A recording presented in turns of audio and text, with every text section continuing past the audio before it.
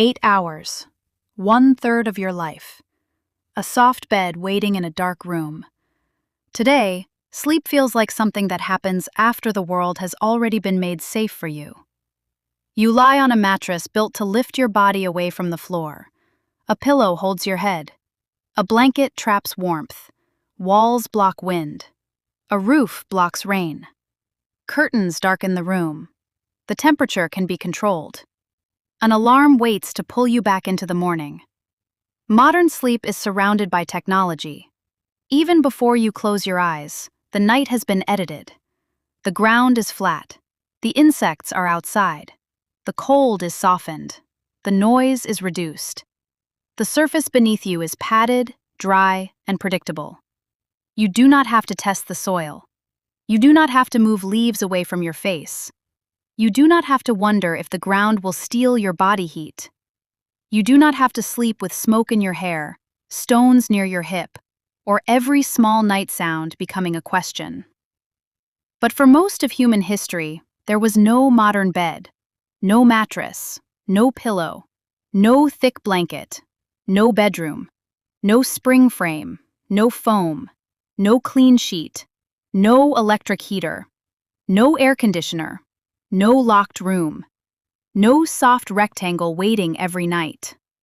There was only the tired body and the place where it had to stop. So the question is not whether ancient humans slept comfortably. Often, they probably did not. The real question is more practical. How did ancient humans survive the night before beds made sleep feel safe? Because sleep was not optional. A body that never rests becomes slower. Hands become less steady. Eyes miss signs. Memory weakens. Attention breaks. A tired group makes worse decisions. For ancient humans, sleep had to restore enough strength for walking, gathering, carrying, watching, hunting, escaping, caring for children, and surviving another day. Before modern beds, sleep was not just rest. It was risk management in the dark. The night was not empty. It was the same world, but harder to read. In daylight, a person could see the ground, the sky, the path, the insects, the water, the branches, the stones, and the movement of other animals. At night, much of that disappeared. The body still needed sleep, but the world did not stop being dangerous just because humans were tired. The ground itself was a problem. Modern beds hide the ground from you. Ancient humans had to deal with it directly. Soil could be hard. Stones could press into the body. Roots could push against the back. Wet ground could pull heat away. Cold ground could make sleep shallow. Damp leaves could feel comfortable at first, then turn uncomfortable as the night became colder. A bad sleeping place could steal rest, and rest mattered. If someone slept poorly, the next day became harder. Walking felt heavier. Carrying food took more effort. Watching for danger became slower. A tired hunter could miss a track. A tired gatherer could miss a useful plant. A tired parent could miss a child's movement. A tired group could make bad choices. Then there were insects. Small biting insects could turn sleep into constant movement. A person might keep waking, scratching, shifting, and changing position. Even when insects were not deadly, they could steal rest. They could make a sleeping place feel unsafe. They could gather near wet ground, old food, animal hides, or still water. The cold mattered too. Without thick blankets and insulated rooms, warmth had to come from the body, from fire, from other people, from coverings, from shelter, and from the chosen ground itself. A cold night could make the body curl inward. A windy night could make sleep lighter. Rain could force people to move, cover themselves, or choose shelter more carefully. And somewhere beyond the firelight, the night had sounds. Branches moved, animals called, wind shifted, water flowed, insects buzzed. Something could be close, or far away, or imagined. Before modern beds, sleep was never only about softness. It was about choosing a place where the body could become vulnerable and still wake up alive. The first answer was location. Ancient humans could not turn the ground into a mattress, but they could choose which ground was less punishing. A sleeping place was not chosen randomly. Dry ground mattered. Higher ground mattered. Shelter from wind mattered.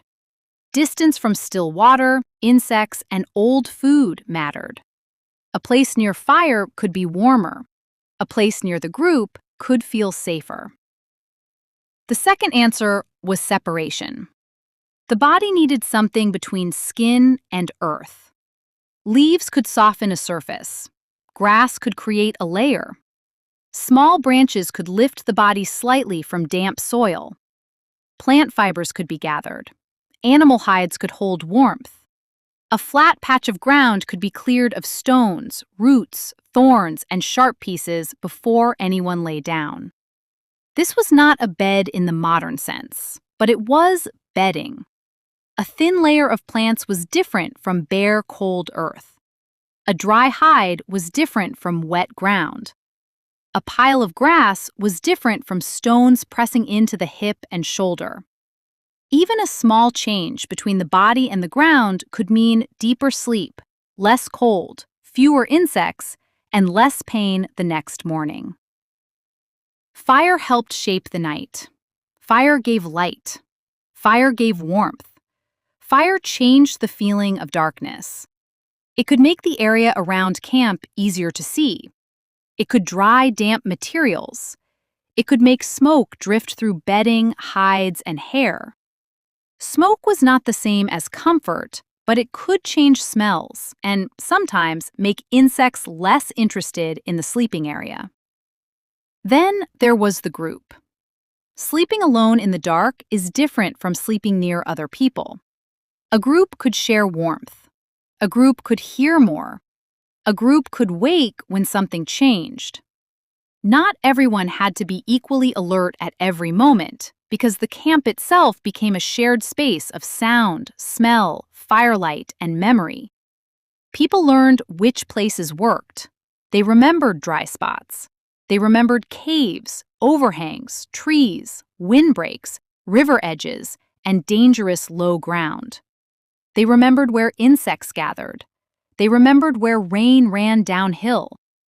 They remembered which bedding materials were soft, which became itchy, which held moisture, and which helped them sleep longer. There was no single ancient bedroom. A forest night, a cold night, a desert night, a cave night, a rainy night, and a coastal night all demanded different choices. Before beds, survival sleep came from place, layers, fire, smoke, group protection, and memory. The strange thing is that some ancient sleeping places can still leave traces. Not a mattress, not a pillow, not a bedroom, but evidence.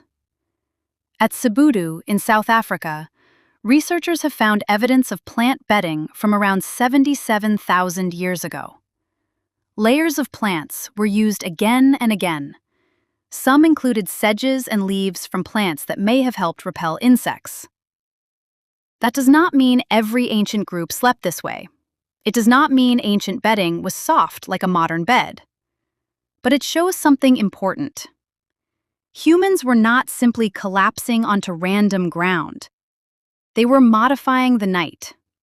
They were choosing materials, building layers, managing insects, creating a cleaner, drier, softer space between the body and the earth. They were turning part of the landscape into a place where sleep had a better chance. That is what beds do today, but in a far more powerful form. A modern bed hides the ground completely. It lifts you away from cold floors. It cushions bones and joints. It separates skin from dirt, insects, dampness, and sharp surfaces.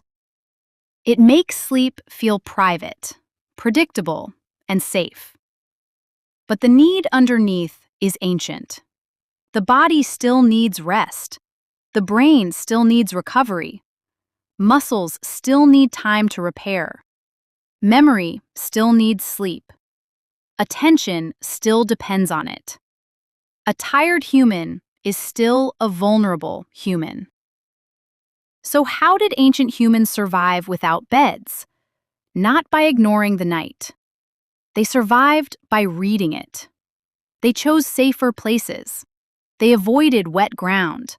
They cleared stones. They gathered plants. They used hides. They stayed near fire.